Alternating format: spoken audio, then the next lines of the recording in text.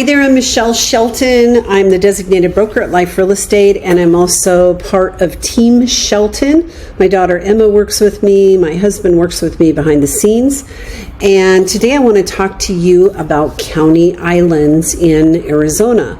So a Maricopa County Island is something that you may hear if you're looking for homes with no HOA or you're looking for a horse property. And I want to explain to you some of the issues that come up with county islands. Number one, we get calls every single week about homeowners who bought property on a county island and they didn't know. The realtor didn't tell them. It never came up. This is something that we heavily educate our clients on because it's important that you know if you're buying on a county island. And the thing is, most people don't even know what a county island is, including real estate agents. So I'm going to go into that and show you here. Let's start out with Gilbert. So we're just going to go to Google Maps and type in Gilbert, Arizona, and you will be able to see this red dotted outline that is outlining Gilbert, Arizona. If you see some of these areas in here that are tan and they have red outlines, excluding them from being part of Gilbert, that is a county island, most likely. Now, it's not 100% fail-proof, but this will give you an idea of where the county islands are. And a county island does just that. You can see these are islands here in the town of Gilbert, and they're governed by the county. So what's happened is, as the city has grown, certain types of properties, the city grew around. They chose to grow around them. They were governed by the county, and the city chose not to annex some of those areas. A lot of times it's horse property. They don't want to put in the infrastructure. The tax base isn't that great if you have, 41 acre properties as opposed to, 200 or 300 homes on that same amount of land. I don't know how many homes, so that's a guess. But you can put a lot of homes on an acre of land. So it has created islands, and that's where the term county island comes in.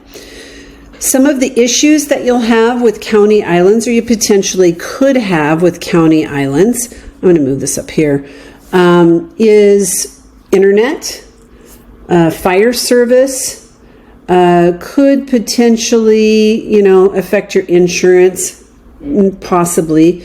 We always have to check those things. But internet, fire service, sometimes water, usually not. Usually there is water provided. But some of the city services like trash, a lot of times will be affected. So when I purchased my property in 2004, it was definitely on a county island. I didn't get internet here, and I had internet, but it was a satellite internet, and I was hitting my head on the wall constantly with it because it wouldn't work. I think they've improved that a lot since I was using satellite years ago. But if you want something like Cox high-speed internet, you may not have that with a county island. The other thing is, typically your trash service is privatized. So now we have Gilbert annexed our home, and now we have a consistent trash day, a consistent recycle day. So everybody on our street puts out their trash can and their recycle bin the exact same day. When you have privatized trash services, there's a lot of different choices, and so they may not come on the same day. So you're driving down your street to go to work, and you have 16 different kinds of trash bins out, and they're out every day of the week. So that's a downside, in my opinion. Also, we have a service in some parts of the valley. I know Gilbert, Chandler, parts of Phoenix, they have what they call bulk trash. And they try to, especially with the acreages, but with all homes, they try to get people to keep their properties looking good. And so they have a service where a big trash truck comes around once a month. You can put things on your curbs such as Well, people put all kinds of things on there, including furniture and mattresses and all kinds of stuff. And sometimes they'll pick it up and sometimes they won't. But if you have a tree break in a storm or you trim your trees, you can put all of that debris out on the corner and the city will pick it up for free. It's a super nice service. The biggest problem we have with that is people just put it out, they come and pick it up and then they're already putting it out again for the next time. So there's trash laying in front of their house all the time. They do give you dates that you're supposed to follow, and they will enforce it if you call, but it is definitely driven by complaint. So if you don't want to be that one neighbor in the neighborhood, complaining about everybody, it can get old, seeing trash sit out all the time. The other thing, so we talked about the internet. I have had clients with internet where they've paid.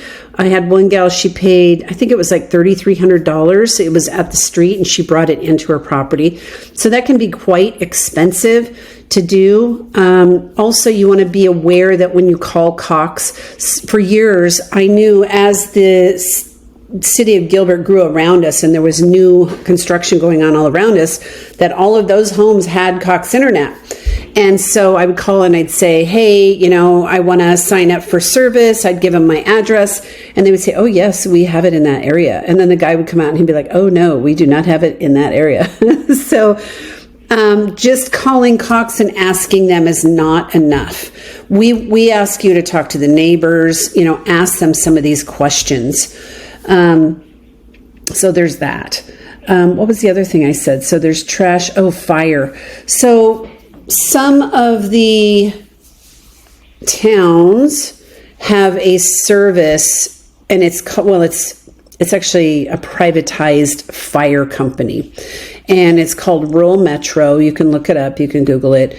And they have a subscription service where people pay for fire service.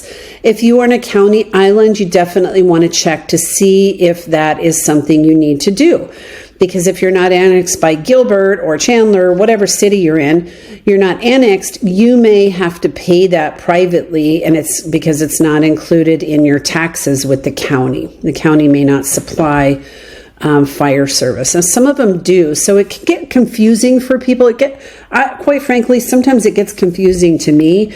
I know enough to just keep digging and asking questions and point you in the right direction. But this would be considered part of your due diligence. And in Arizona, contractually, that's the first 10 days. And it's calendar days. So 365 days a year, weekends, holidays, everything. So if you are thinking of, buying and you want a county island, some people actually seek county islands out because they have less government involvement than the city does. Now, I haven't really noticed a difference. We did have one neighbor who was quite junky and they did come in and ask him to move everything to the back of his property, but they didn't say you have to get rid of it or anything like that. They try to keep the front of the properties looking nice. So there is that, and I appreciate that. The other thing that sometimes it's hard to know if it's a county island, because if you drive into the middle of, you're in South Gilbert and there's infrastructure all around, there's malls and, Costco's and everything. And then you drive over and there's this little set of horse properties and you drive in there, you may not know if it's county island. There's a couple of ways you can check. Number one, you can go on maricopa.gov and look and see. If you go into the utility bills, you can see who they pay their utility bills to. That's one clue. The other thing is typically when you have if you are on a county island, your house number is going to be 5 digits. So if you're not, it's going to be 4 digits or less. So for example, I think ours used to be like 15621 or something like that. And now it's 4 digits. So they changed it when they annexed us. It's still the same street name, but it's a different set of numbers. So that's one way you can kind of gauge if it's on a county island. And then if you work with Team Shelton, obviously we have a wealth of information around this kind of stuff, and we're going to help you with that. So give us a call. Make sure if you're watching this video, give us a thumbs up, subscribe, and ring that bell so you get regular notifications. We're working really hard to build our YouTube channel, and if you leave us a comment and let us know something you want to see, we're happy to make videos on all of this stuff. We're just trying to figure out what you folks want to see. So, leave us a comment and let us know. All right. Until next time, thanks for watching. Take care. Bye.